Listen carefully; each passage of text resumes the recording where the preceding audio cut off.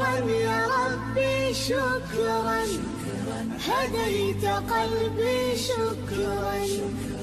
It's very, very important that we realize that goodness does not mean perfection, and it cannot mean perfection because we're human.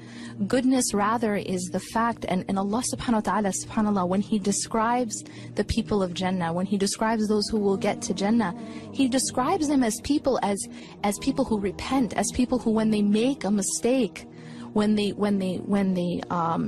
oppress their own selves, they turn back to Allah subhanahu wa ta'ala. That's part of being a good person, is tawbah, is coming back to Allah subhanahu wa ta'ala. It's humbling yourself.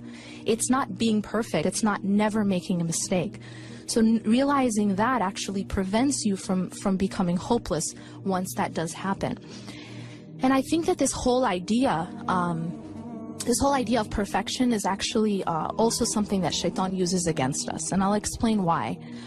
When you think of, for example, this happens a lot with hijabis, with sisters who either want to wear hijab or already do wear hijab.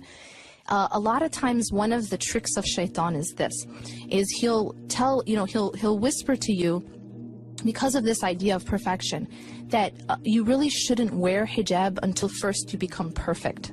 So this idea of like, I need to be a saint first, right? I need to be an angel first before I put on hijab. It's like hijab is this seal. Hijab is kind of this destination that once you've perfected everything else, then you wear hijab. And really, I don't know where that idea even comes from, because hijab is just like any other act of ibadah to Allah subhanahu wa ta'ala. It's like any other act of obedience, where Allah subhanahu wa ta'ala tells us to fast in Ramadan, or Allah subhanahu wa ta'ala tells us to pray, Allah subhanahu wa ta'ala tells us to give sadaqah, to give zakah, and Allah subhanahu wa ta'ala tells us to treat our families well. These are the commandments of Allah subhanahu wa ta'ala, and out of obedience to Him, we obey these commands. Similarly, Allah subhanahu wa ta'ala tells us to act a certain way and to dress a certain way. And so it's just another act of obedience when we wear hijab, or when we act a certain way. And so we shouldn't, see it as some sort of it's like a seal of being angelic or something. And the idea here is then what happens with that is many things start to happen as a result of believing that. One is that it becomes a barrier from you to wear hijab, because shaitan will come at you and say, oh, you're not good enough. You're not really, you first have to work on all these other things before you are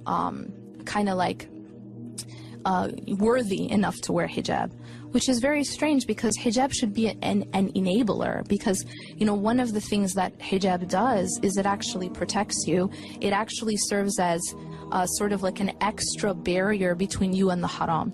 And this isn't to say you can't commit haram. I mean, of course, people do still commit haram while wearing hijab, but it is that extra barrier Allah subhanahu wa ta'ala gives you.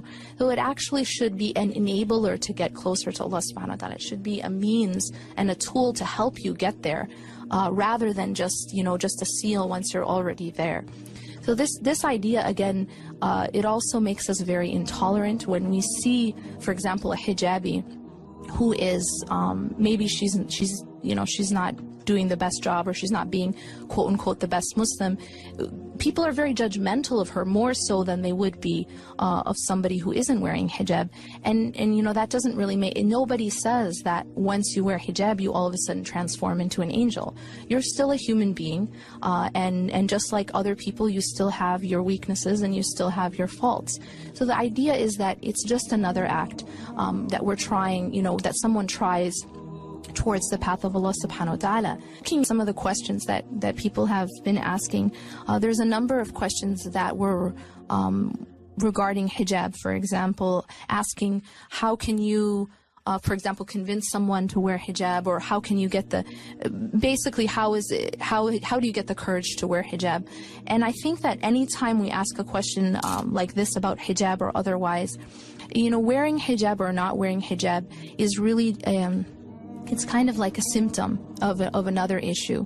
Everything that we do externally is a reflection of what we are internally. And so when we look at how we are in our actions or how we are externally, we have to see it as rooted inside. So if I'm having, for example, I'm really struggling with something, that's a sign that there's something internally that I need to work on. So for example, if I'm really struggling with or giving up something which is displeasing to Allah subhanahu wa ta'ala, I'm having really a lot of trouble, I'm struggling to lower my gaze, for example, or I'm struggling to give up a haram relationship, or I'm struggling to give up haram, maybe a haram income, or a job which involves riba, or any of these things. If I'm really having a lot of trouble with that, or I'm struggling to wear hijab, I have to look internally and see what is it inside of me that's making this so difficult. And a lot of times what it comes down to is my attachments. A lot of times it comes down to what is it that I love most.